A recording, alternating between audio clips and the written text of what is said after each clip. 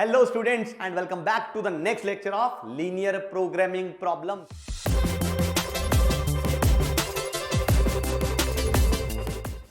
So I hope कि आपने जो पहला लेक्चर है उसको अच्छे से देख लिया होगा, समझ लिया होगा और आपको उसके जो कॉन्सेप्ट्स हैं वो समझ आ गए होंगे एंड जो हमने उसमें थ्योरी पढ़ी थी उसको भी आपको अब कुछ कुछ अप्लाई करना आ गया होगा। बट जो हमने लास्ट क्लास में क्वेश्चंस जो पढ़े थे उसमें हमने सिर्फ और सिर्फ डिस्कस किए थे जिनमें हमें प्रॉब्लम्स बनी हुई मिली थी, फॉर्मुलेटेड थी। बट यूजुअली हमारे पास कई बार क्वेश्चंस ऐसे भी आते हैं जिनमें हमें लीनियर प्रॉब्लम फॉर्मुलेट करनी पड़ती है। जैसा कि अगर आपको याद हो लास्ट क्लास में मैंने एक एग्जांपल भी आपको दिखाया था जिसको मैंने डिस्कस नहीं किया था, जिसके थ्रू मैंने अपने लेक्चर को स्टार्ट किया था, वो फर्नीचर वाला, टेबल्स चेयर्स वाला, याद है कि नहीं? तो चलिए फिर अपना लेक्चर हम लोग वहीं से स्टार्ट करते हैं। हाँ तो बच्चों यही है वो क्वेश्चन, देख रहे हो? I think furniture dealers deal in this, यही वो चेयर टेबल, इनकी कॉस्ट दी हुई है, उसकी इन्वेस्टमेंट दी हुई है कि नहीं? तो चलिए अब हम यहां पे सबसे पहले सीखते हैं कि हमें प्रॉब्लम को फॉर्मुलेट कैसे किया जाता है। तो फॉर्मुलेट करने के लिए सबसे पहले हम बनाएंगे बेटा objective function, and objective function वो होगा जिसको हमें मिनिमाइज या मैक्सिमाइज करना है। तो हमें यहां पे किसको मैक्सिमाइज करना है? प्रॉफिट को। अब वो बने कैसे? एक्स और वाई क्या होगा? देखिए उसने जो पूछा है, जो लास्ट में उसने क्वेश्चन में पूछा होगा, हम वहीं से एक्स और वाई उठाएंगे। तो उसने क्या पूछा है कि वो कितनी टेबल्स और चेयर्स खरीदे ताकि उसका प्रॉफिट मैक्सिमाइज हो पाए। तो सबसे पहले हमारी शुरुआत होगी कि let x chairs and y tables are bought. इतने उसने टेबल्स और चेयर्स खरीदने हैं, ये हमने मान लिया। अब सब कुछ हम एक्स और वाई में फॉर्मुलेट कर लेंगे। आई थिंक इसके बाद का काम आप समझ सकते हो कैसे। भाई हमें प्रॉफिट को मैक्सिमाइज करना है, इसलिए हमारा जो ऑब्जेक्टिव फंक्शन है that is maximize z is equal to, अब देखिए प्रॉफिट वाला जो हमारे पास बनेगा वो कैसे बनेगा? देखिए एक टेबल से या एक चेयर से जो उसको प्रॉफिट मिल रहा है वो कितना मिल रहा है? 75। तो यानी अगर उसने x चेयर्स बेच दी तो उसको प्रॉफिट कितना मिला? ऑब्वियसली भाई 75x एंड प्लस एक टेबल से जो उसको प्रॉफिट मिल रहा है वो मिल रहा है 250। यानी वाई टेबल्स अगर उसने बेच दी, क्योंकि जितनी खरीदी उतनी सारी बेचनी है, तो अगर उसने वाई टेबल बेच दी तो उसका प्रॉफिट कितना हुआ? 250y। यानी ये है हमारे पास ऑब्जेक्टिव फंक्शन जिसको हम मैक्सिमाइज करना चाहते हैं। अब इसको मैक्सिमाइज करने के लिए हमारे पास कुछ कंस्ट्रेंट्स भी हैं। So maximise z is equal to this subject to the constraints, subject to the constraints। अब सवाल ये उठता है भाई हमारे constraints क्या हैं? constraints में अगर आप ध्यान से देखो सबसे पहले हमारे पास है भाई कि उसके पास इन्वेस्ट करने के लिए रुपए कितने हैं। इन्वेस्ट करने के लिए रुपए हैं उसके पास 50,000, यानी वो टेबल्स और चेयर्स लाके टोटल रुपए 50,000 से ज्यादा नहीं खर्च पाएगा। इसका मतलब अगर आप ध्यान से देखें तो भाई टेबल की कॉस्ट ये है 2500 और चेयर की 500, यानी कि 500 इंटू एक्स, ये आ गई टोटल चेयर्स की cost. And of course 2500 into y, ये आ गई टोटल टेबल्स की कॉस्ट। इन दोनों का जो सम है that should be less than और इक्वल टू 50,000, क्योंकि इन्वेस्टमेंट 50,000 से ज्यादा हो ही नहीं सकती। आई होप ये वाली चीज क्लियर है। एंड इसके साथ साथ वो टेबल्स और चेयर्स, रुपए तो हो सकता है उसका ज्यादा भी हो, बट क्योंकि उसकी स्टोरेज स्पेस भी लिमिटेड है। देखो at most 60 pieces, at most का मतलब ज्यादा से ज्यादा, यानी टेबल्स और चेयर्स का टोटल मिला के, यानी x plus y should be less than और equal to 60। Am I clear? इसके अलावा आई थिंक और कोई कंस्ट्रेंट है नहीं, बट हाँ एक कंस्ट्रेंट है जो आप लोग शायद मिस कर रहे हो। क्या है? क्योंकि x और y है यहां पे number of tables and number of chairs, इसलिए x and y both should be greater than और इक्वल टू 0। ऑब्वियसली पॉजिटिव हमें लेना ही पड़ेगा। तो ये बन गए हमारे पास कंस्ट्रेंट्स। तो यहां पे हमने ये जो प्रॉब्लम है उसको फॉर्मुलेट कर दिया। इसको हम बोलते हैं लीनियरली फॉर्मुलेट करना प्रॉब्लम को। लीनियर तो मैंने आपको समझाया ही था, क्योंकि एक्स और वाई में रिलेशनशिप होता है, इसलिए वो लीनियर फंक्शन है बेसिकली। Is that okay? तो ये हमने फॉर्मुलेशन कर ली है। अब हम इसके आगे का काम करते हैं। अब इसके आगे का काम समझ लीजिएगा, क्योंकि हमें बनाना है भाई यहां पे ग्राफ, तो इसलिए हमें चाहिए होगा obviously y axis and x axis. तो ये मैंने बना लिया x axis and y axis. अब हमें इस पूरे को प्लॉट करना पड़ेगा, ये इनइक्वालिटीज को। अब मैं सिखाता हूं इनइक्वालिटीज प्लॉट कैसे की जाती है। देखिए सबसे पहले तो ये वाली इनइक्वालिटी आई। अब देखो यहां पे दिख रही है इतनी बड़ी इनइक्वालिटी है यार, इसको थोड़ा छोटा कर लेते हैं। इनइक्वालिटीज में हमने सीखा हुआ है 11th में, हमारे पास एक लीनियर इनइक्वालिटीज का चैप्टर आया था। Is that okay? आया था कि नहीं? अगर आपने नहीं देखा हुआ है, नहीं किया हुआ है, तो मेरे चैनल पे पड़ा हुआ है, आप जाके देख सकते हैं, आप समझ सकते हैं। अब लीनियर इनइक्वालिटीज में हमने देखा था कि अगर हम इनइक्वालिटी में चाहें तो पॉजिटिव नंबर से डिवाइड कर सकते हैं या फिर नेगेटिव नंबर से, यानी जिस भी नंबर से हम डिवाइड या मल्टीप्लाई कर रहे हैं उस नंबर का हमें साइन पता होना चाहिए। तो एक काम करते हैं, यहां पे मुझे दिख रहा है, मैं किससे डिवाइड कर लूं इसको? 500 से। जैसे मैंने 500 से डिवाइड किया, ध्यान से देखिए इनइक्वालिटी क्या बन गई मेरे पास, x प्लस, अगर आप ध्यान से देखिए ये क्या बना, 500 से डिवाइड किया तो ऑब्वियसली ये बन गया 5y I think, and this is less than और इक्वल टू क्या बना, देखना जरा, दैट इज 100। तो ये जो इनइक्वालिटी जो इतनी बड़ी दिख रही थी, वो इनइक्वालिटी बड़ी छोटी होकर और इतनी रह गई है। तो पहला कंस्ट्रेंट तो यही बना हमारे पास। अब हमें इसको प्लॉट करना है। अब इनइक्वालिटी को कैसे प्लॉट करें?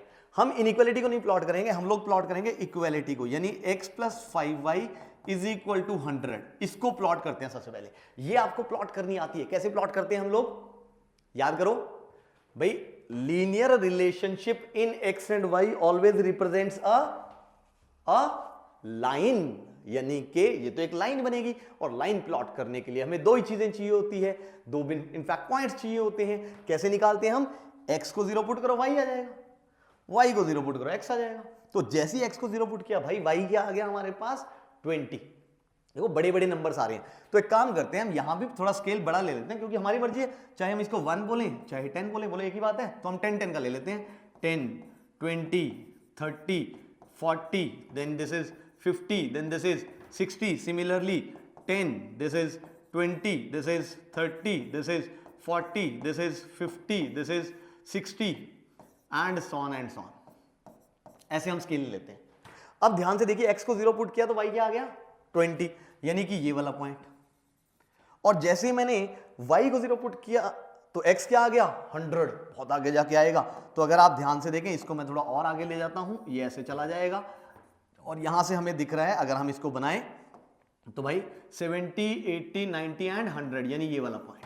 अब इन दोनों से पास होने वाली हमने लाइन बनानी है, तो इसलिए हम लाइन बनाते हैं ऐसे, डॉटेड बना लेते हैं पहले। ये लाइन बन गई। तो आई थिंक आपको ये वाली लाइन नजर आ रही है, that is x plus 5y is equal to 20। But हमें ये लाइन थोड़ी प्लॉट करनी थी, हमें तो क्या प्लॉट करनी थी? इनइक्वालिटी। ये थोड़ी सी गड़बड़ बन गई है यहां पे, तो इसको ठीक कर लेते हैं। ये लाइन बनेगी कुछ ऐसी सी, ठीक है, ये है 30। चलिए, तो हमें ये वाली लाइन थोड़ी प्लॉट करनी थी, हमें तो ये इनइक्वालिटी प्लॉट करनी थी। इनइक्वालिटी का मतलब है वो सारे x और y जो इस इनइक्वालिटी को सेटिस्फाई करें। देखो इतना तो मुझे दिख रहा है, क्योंकि यहां पे इक्वालिटी है, तो यानी इस लाइन के ऊपर के सारे पॉइंट्स इसको सेटिस्फाई करेंगे। यानी यहां से मैं कह सकता हूं कि हम इस लाइन को डॉटेड बनाने की बजाय ऐसे बोल्ड बना सकते हैं। तो ये मैंने इस लाइन को बोल्ड कर दिया। पहला स्टेप समझ आया?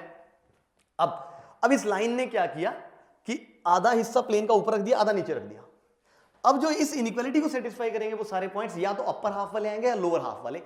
सवाल ये उठता है, कैसे डिसाइड करें? क्या आपको आता है? चलो मैं सिखाता हूं। देखो हम क्या करेंगे, जब भी ऐसे डिसाइड करना हो, आप इस प्लेन में कहीं भी एक पॉइंट ले लो, कहीं भी। सपोज हम ये ले लेते हैं ओरिजिन, सबसे आसान। अब हमने पॉइंट ले लिया ओरिजिन। देखो अगर ओरिजिन इस इनइक्वालिटी को सेटिस्फाई कर गया तो हम वही वाला रीजन लेंगे जिस साइड ओरिजिन है, मतलब जिस हाफ प्लेन में ओरिजिन है वही वाला शेड कर लेंगे। और अगर ओरिजिन ने इस इनइक्वालिटी को सेटिस्फाई नहीं किया तो जिस साइड ओरिजिन नहीं है हम वो वाला हाफ प्लेन ले लेंगे। Is that okay? I hope समझ आया होगा। तो अब हमने चेक किया कि ओरिजिन इसको सेटिस्फाई कर रहा है कि नहीं। तो हमने x की जगह 0, y की जगह 0 पुट किया, तो क्या बन गया? 0 प्लस 0 यानी 0 लेस देन और इक्वल टू 100। बोलो ट्रू और फॉल्स? Obviously true. यानी 0,0 इस इनइक्वालिटी को सेटिस्फाई कर रहा है, यानी हम वो वाला हाफ प्लेन लेंगे जिस साइड ओरिजिन है। तो कौन से वाला लेंगे भाई? ऑब्वियसली इस लाइन के नीचे वाला हिस्सा। पूरा शेड नहीं करना, अभी बाद में करेंगे। तो इसके नीचे वाला हिस्सा हमने लेना है पूरे का पूरा। आई होप क्लियर है। अब हम करते हैं दूसरे वाली इनइक्वालिटी प्लॉट। अब दूसरी क्या है हमारे पास? x plus y less than equal to 60। अब दिख रहा है अगेन, यहां भी हम लोग पहले पुट करेंगे x plus y is equal to 60। x को रखा 0 तो y 60, y को 0 रखा तो x 60, यानी इन दोनों से पास करने वाला, क्योंकि यहां पे हमने इक्वालिटी है तो इसके लाइन के ऊपर के सारे पॉइंट्स लेने, इसलिए मैंने इसको बोल्ड ही बना दिया आपके बार पहले ही, ये मैंने इसको बना दिया बोल्ड से, that is x plus y is equal to 60। Is that okay? Line के ऊपर के तो सारे पॉइंट्स लेनी है। अब अगेन इस लाइन के या तो इधर वाले सारे पॉइंट्स या इधर वाले, तो आपको ये एक आसान सा पॉइंट ले लो, बोलो कौन सा ले? ओरिजिन ले लेते हैं मेरे ख्याल से, है ना? तो ये मैंने ले लिया ओरिजिन। अब ओरिजिन देखो ध्यान से, क्या इस इनइक्वालिटी को सेटिस्फाई कर रहे हैं? x की जगह 0, y की जगह 0, 0 plus 0 is 0, less than equal to 60, yes और नो? बिल्कुल सेटिस्फाई कर रहे हैं। यानी उसी साइड वाला रीजन लेना है जिस साइड ओरिजिन है, तो यानी इससे इधर वाला हिस्सा सारा। Is that okay? तो ये मैंने इधर वाला हिस्से को शेड करना है। इसके साथ साथ x और y दोनों क्या होने चाहिए? पॉजिटिव होने चाहिए। दोनों पॉजिटिव होने का मतलब ऑब्वियसली बेटा x पॉजिटिव होने का मतलब y एक्सिस के राइट पे, y पॉजिटिव होने का मतलब x एक्सिस के ऊपर, यानी कौन सा क्वाड्रेंट? Obviously first quadrant. यानी हमें फर्स्ट क्वाड्रेंट में रहना है, यानी वो सारा रीजन हमने शेड करना है जो इस इनइक्वालिटी को भी सेटिस्फाई करे, इसको भी करे, and of course first quadrant में भी हो। तो आई होप अब आपको जो पोर्शन है वो शेडेड पोर्शन नजर आ रहा है। कौन सा होना चाहिए? वो पोर्शन है भाई ये वाला, क्योंकि उस लाइन के भी नीचे, इस लाइन के भी नीचे, एंड फर्स्ट क्वाड्रेंट में भी, तो ये आ गया हमारे पास शेडेड पोर्शन। तो यहां पे दिस इज से O, दिस इज से A, दिस इज से B एंड दिस इज से C। तो ये आ गया हमारे पास फिजिबल रीजन। कहा था ना मैंने, जो शेडेड पोर्शन होता है उसको क्या बोलते हैं हम लोग? Shaded region. तो ये आ गया शेडेड रीजन हमारे पास। Is that okay? OABC। अब याद करो जरा, मैंने क्या याद कराया था पिछले लेक्चर में कि बाउंडेड है या अनबाउंडेड है? बाउंडेड है तो बाउंडेड वाला रिजल्ट, अनबाउंडेड है तो अनबाउंडेड वाला, क्योंकि यहां पे क्या है? बाउंडेड है।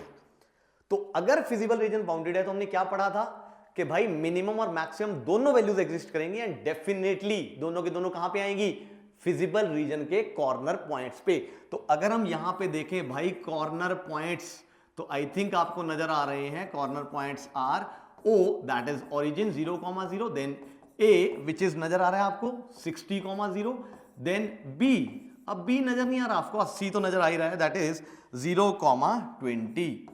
तो अब यहां से अगर हम देखें तो कौन सा है हमारे पास ऐसा रीजन? अगर आप ध्यान से देखें, देखिए कि भाई यहां पे ये वाला पॉइंट नहीं मिला हमें। ये क्या है? ध्यान से देखना जरा, इस लाइन और इस लाइन का पॉइंट ऑफ इंटरसेक्शन, दोनों लाइंस। अब ये दोनों लाइंस कौन सी है?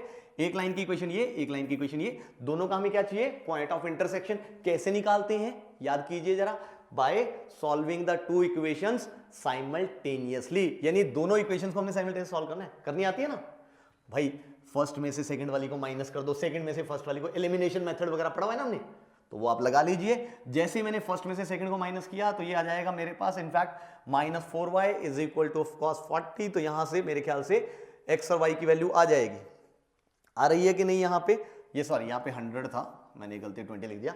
दोनों को माइनस करेंगे तो यहां से आ जाएगा -4y is equal to -40 I think. तो इसका मतलब y इज इक्वल टू 10, यानी y आ गया 10 और किसी भी एक में y को रख दिया तो x आ गया मेरे पास 50। तो ये मेरे पास चारों कॉर्नर पॉइंट्स आ चुके हैं। अब इन कॉर्नर पॉइंट्स में हम लोग क्या निकालेंगे? जो हमारा ऑब्जेक्टिव फंक्शन है that is 75x plus 250y। अब हम चारों कॉर्नर पॉइंट्स पे इसकी क्या निकालेंगे?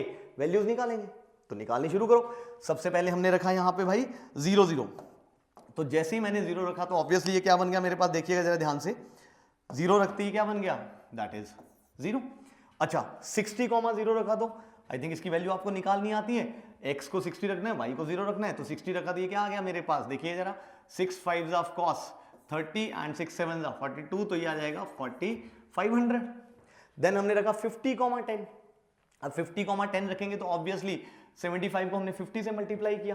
भाई 75 को 10 से अगर हम करते, मान लो अगर हम 100 से करते तो 7500 आता है ना। अब हमने क्या करना? उसको 50 से करना है, यानी उसको आधा करना है।